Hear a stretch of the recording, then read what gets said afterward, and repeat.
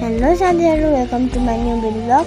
यहाँ चाहिँ सुँगुरको मासु छ भने यहाँ चाहिँ खसीको मासु, अनि यहाँ चाहिँ माम पाकिरा, यहाँ चाहिँ माछा छ, अनि त्यसपछि यहाँ चाहिँ पापड छ, अनि त्यसपछि मेरो भाइ पनि आयो। अनि भाइ चाहिँ पुरा मलाई स्मोक क्यान्डी ल्याएको थियो। अनि त्यसपछि यताहरू चाहिँ दिदी हुन्छ दुईजना, अनि त्यसपछि यहाँ चाहिँ ठुलो मम्मी, भाइ, मम्मी थियौँ। अनि त्यसपछि चाहिँ पुरा यस्तो एक्साइटेड थियो कि यस्तो खुसी भइरहेको थियो ऊ। अनि त्यसपछि हामी चाहिँ माइजूलाई हेर्नको लागि भनेर गइरहेको थियौँ म त्यहाँ पसलमा। अनि त्यसपछि हामी चाहिँ फर्क्यौँ फेरि। अनि त्यसपछि रिसप चाहिँ गराइ थियो आज किन। अनि त्यसपछि हामी चाहिँ कुद्दै घर आइरहेको छौँ, हेर्नु सक्नुहुन्छ। अनि त्यसपछि हामी चाहिँ माथि गएको थियौँ।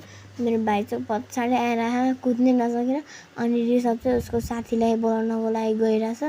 अनि त्यसपछि हाम्रो कोठामा माइजूहरू पनि कृष्णा दिदी पनि आइसक्नु भएको थियो। के हो यो यस्तो भनेर भएको थियो। अनि त्यसपछि अनि ठुलो मम्मीले चाहिँ यो के लिएर आएको यत्रो भारी भनेर भएको थियो। अनि मेरो दिदीले चाहिँ केक पनि लिएर भयो, हेर्न सक्नुहुन्छ।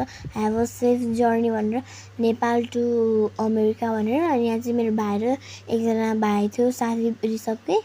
अनि त्यसपछि माइजू र कृष्णा दिदी त डङ्ग परेर हाँसे हुनुहुन्थ्यो। अनि त्यसपछि हामी चाहिँ पुरा केक काट्नको लागि तयारी थियौँ। अनि त्यसपछि रिसपहरू चाहिँ उहाँ आफ्नै तालमा छ। अनि त्यसपछि हेर्न सक्नुहुन्छ केक हामीले लिएर आएको। अनि त्यसपछि हामीले चाहिँ यहाँ अब क्यान्डल बाल्न गइरहेको छौँ।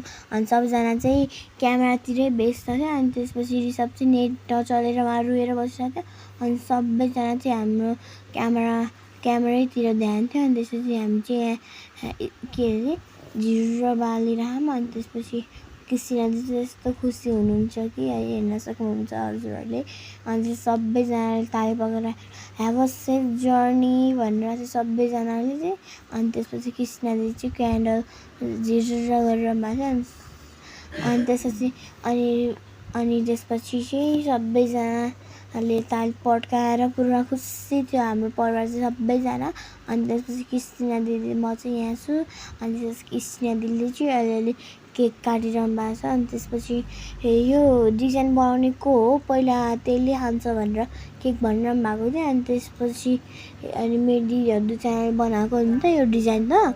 अनि त्यसपछि मेरो ठुलो दिदी जानुभयो। अनि दिदी चाहिँ पुरा डराइरहनु भएको थियो मुखमा दलिदिन्छ कि भनेर। अनि त्यसपछि उहाँ दुईजना चाहिँ के भन्छ कस्तो जिस्केर बसिरहनु भएको थियो। अनि त्यसपछि खुवाइदिनु भयो। अनि त्यसपछि मेरो अर्को दिदी पनि जानुभयो केक खानको लागि। अनि त्यसपछि सबैजनाले चाहिँ पछाडि यस्तो हातसम्म